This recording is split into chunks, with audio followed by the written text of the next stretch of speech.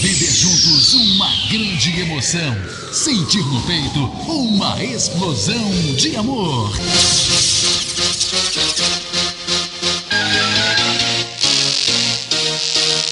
Está entrando no ar, na Catedral FM.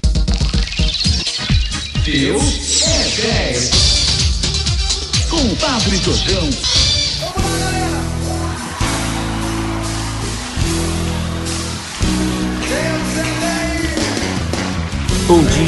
Bom dia, irmãos e irmãs, ouvintes da Rádio Catedral, sua emissora católica. Iniciemos nosso dia à luz da Palavra de Deus, hoje dia de Santo Antônio de Santana Galvão. Vamos caçar nossa Bíblia perdida. Caçadores da Bíblia Perdida. O Senhor esteja convosco, Ele está no meio de nós. Evangelho de Jesus Cristo, nosso Senhor, segundo São Lucas, glória a vós, Senhor. Naquele tempo, Jesus dizia: aqui é semelhante ao reino de Deus, e com que poderei compará-lo? Ele é como a semente de mostarda que um homem pega e atira no seu jardim. A semente cresce, torna-se uma grande árvore, e as aves do céu fazem ninhos nos seus ramos. Jesus disse ainda: com que poderei ainda comparar o reino de Deus? Ele é como o fermento que uma mulher pega e mistura com 3 porções de farinha, até que tudo fique fermentado.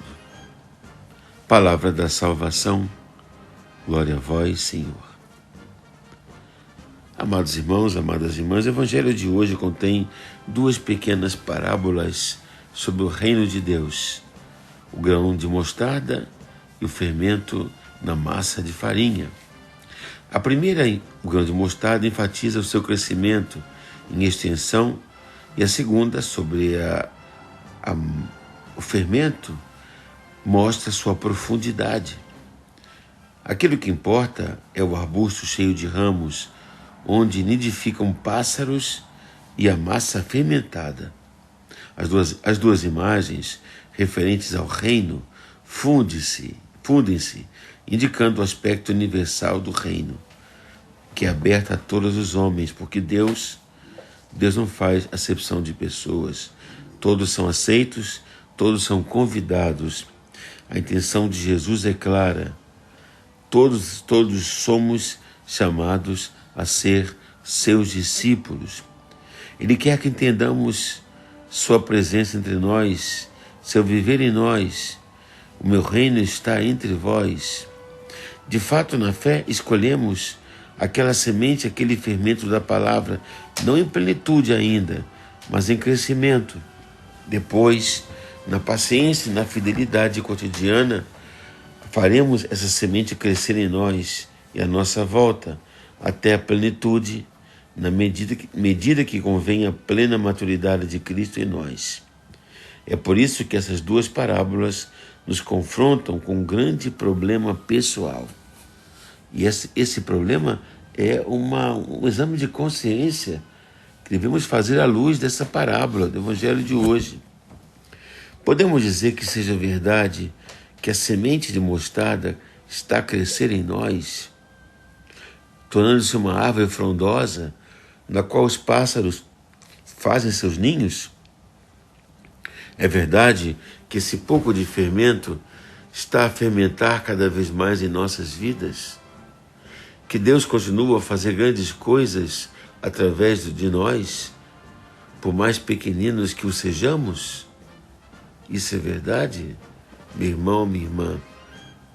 Que Deus continua a revelar seu mistério infinito através de nossa vida diária, às vezes incerta? Temos sido instrumentos de Deus para que nossa vida possa crescer como levido, como fermento em nossas vidas, como a massa que cresce? Ou temos sido tacanhos? O apóstolo São Paulo estava convencido disso e assim o expressava: a vida que vivo na carne, eu a vivo na fé daquele que me amou e deu a vida por mim. nós fazemos crescer a palavra de Deus na nossa carne, na nossa vida, no nosso testemunho diário, cotidiano? Ou temos ela feita minguar cada dia? Temos um exemplo hoje de um santo que falava a nossa língua, viveu a nossa pátria, pisou o nosso solo, inclusive o Rio de Janeiro. Frei Galvão nasceu a 10 de maio de 1739, na vila de Santo Antônio de Guaratinguetá, atual Guaratinguetá, no Vale da Paraíba, o Vale do Paraíba, onde um dia foi encontrada a imagem de Nossa Senhora da Conceição Aparecida em 1717, poucos anos antes. Ora, meus irmãos, filho de uma família rica, nobre, foi o quarto de 10 filhos dessa família muito religiosa. Seu pai, Antônio Galvão de França, português, era prefeito, capitão-mor dessa vila, comerciante, pertencia à Ordem Terceira Franciscana, e sua mãe era Isabel Leite de Barros. Já adolescente, aos 13 anos, foi enviado para o seminário jesuíta do Colégio de Belém, Cachoeira da Bahia, para estudar ciências humanas, onde progrediu nos estudos. Tendo ficado órfão ainda muito jovem, ele tomou de apego a Santana, de quem um dia vai tomar o nome quando for frade, Frei Antônio de Santana, assim ficando-lhe devoto. Mais tarde fez-se franciscano no convento de Macacu, em Itaburaí. Quem conhece Poço das Caixas, conhece ainda a ruína daquele convento. E mais tarde, voltando para São Paulo, entrou para os franciscanos no convento de São Francisco, estudando filosofia e teologia. Nomeado confessor e pregador e porteiro do convento, que era um cargo importante na época, recebeu o título de Novo Esplendor do Convento e foi convidado para a Academia Paulistana de Letras em 1770. Recebeu a comissão de confessar as religiosas e fundou um convento, mesmo contra a proibição do Marquês de Pombal, das religiosas de Nossa Senhora da Luz, as Irmãs Concepcionistas, a 2 de fevereiro de 1774. Mesmo contra a ordem do governador daquela província. Foi mestre de noviços, pregador da ordem, esteve no convento do Rio. Vale lembrar que ele foi ordenado no convento de Santo Antônio, aqui no Rio, guardião do convento de São Paulo, fundou o convento das Irmãs Clarissas em Sorocaba. Enfim, foi orientador espiritual, homem da caridade, e fez muitos milagres. Através dele, Deus fez muitos milagres. Certa feita, em Guaratinguetá, uma construção, quando tinha que ir embora, e alguém pediu que fosse visitar um doente, e não tendo tempo, fez uma oração no papel do ofício de Nossa Senhora. Virgem, depois do parto, permaneceste intacta, Mãe de Deus, intercedei por nós, escrevendo num papelzinho em forma de pílula, e deu aos amigos doentes, dizendo que tomasse aquilo em clima de oração, rezando o terço. Assim o fez, e o doente se curou. Mais tarde, um pai cuja esposa ia dar à luz, um parto muito difícil, deu 3 rapaizinhos escritos a mesma oração da Virgem Maria, em forma de pílulas. E a mulher deu à luz a crianças saudavelmente.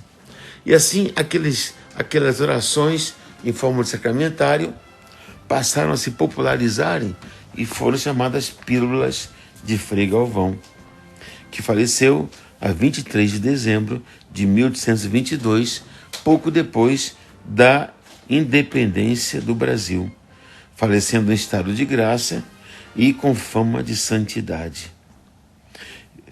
E sepultado no mosteiro da Igreja da Luz, construído por ele.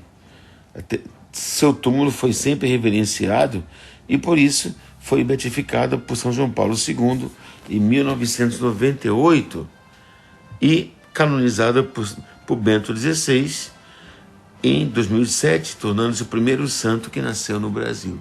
Eu tive a graça de estar presente ele foi canonizado no Campo de Marte, em São Paulo, durante a visita de Sua Santidade, o Papa Bento XVI. Tive a graça de sentar-me ao lado do miraculado, um garotinho cuja mãe perdeu todo o líquido no útero, o que seria impossível aquela criança sobreviver já no segundo mês, e a mãe tomou as pílulas de Frei Galvão. Aquela criança passou 7 meses sem nenhum líquido no útero e sobreviveu, e naquele dia fez a primeira comunhão. Eu sentei ao lado daquele garotinho, inclusive tive a graça de tirar uma fotografia com ele. Que Frei Galvão interceda por nossa nação, principalmente nas próximas eleições. E lembramos que, embora haja um feriadão na semana que vem, que nós tenhamos a responsabilidade de não nos furtarmos a essas eleições que são uma das mais importantes da nossa vida. Frei Galvão, rogai por nós. Por sua intercessão, abençoe-vos Deus Todo-Poderoso, Pai, Filho e Espírito Santo. Eu digo o programa de hoje com muito carinho a Antonina, que está no céu, de que era muito devota de Frei Galvão. E até amanhã, se Deus quiser, fiquemos na paz do nosso Deus que é 10. Amém. Catedral FM apresentou Deus é 10. Com Padre Jorjão, Deus é 10.